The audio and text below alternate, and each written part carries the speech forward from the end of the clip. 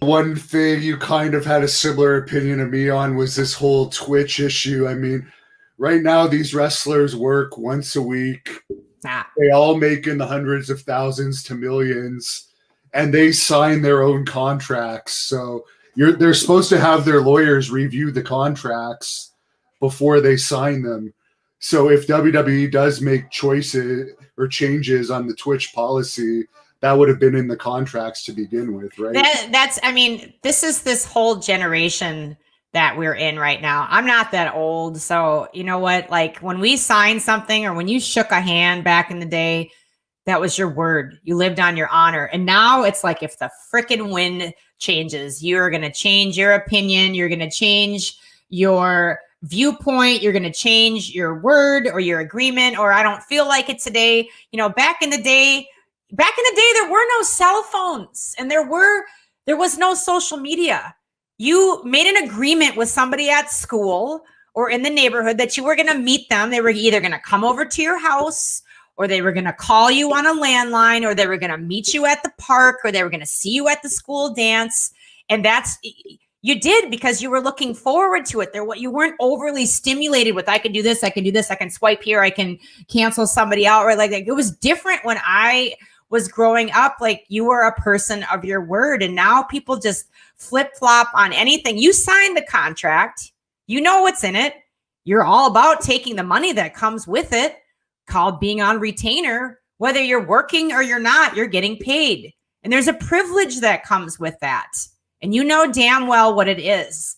So when things change, because there's a thing called, you know, structure and sponsors, and WWE is that's a public traded company.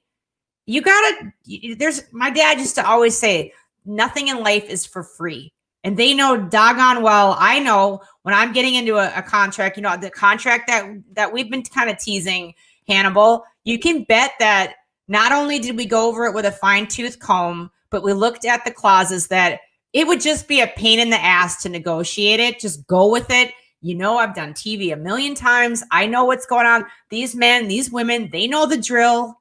It's just like they want to just forget, like you want everything and your cake and eat it too. Like, then don't sign the contract. Then don't have the massive amount of promotion that comes with being on that TV, that station, that promotion, that network, that everything you're walking in now on a new contract into not just some new contract, you're walking into years and years of blood, sweat, and tears. No different than what you said, Hannibal, about, you know, now these people are getting signed right out of the blah, blah, blah, where you had to go pay some dues, the school of old hard knocks, and go out there and like grow the support base and make it work. And then you were going to get signed the old way.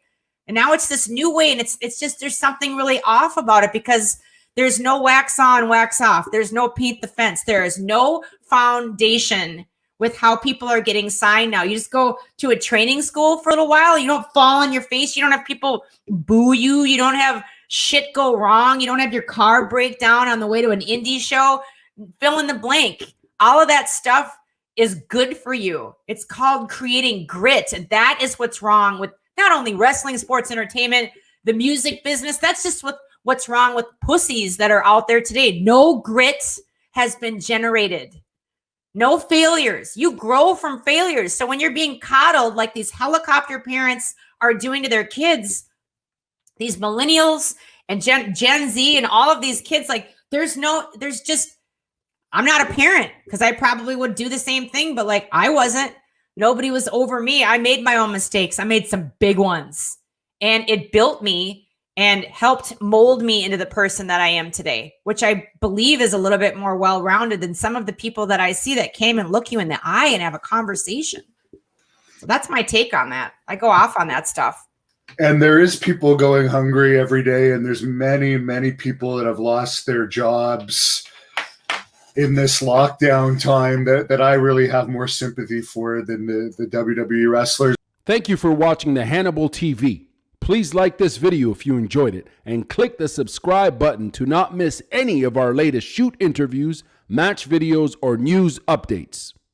Support us on patreon.com for $1.99 a month to watch our full shoot interviews ad-free and help our channel grow. Follow us on Twitter at the Hannibal TV for instant updates.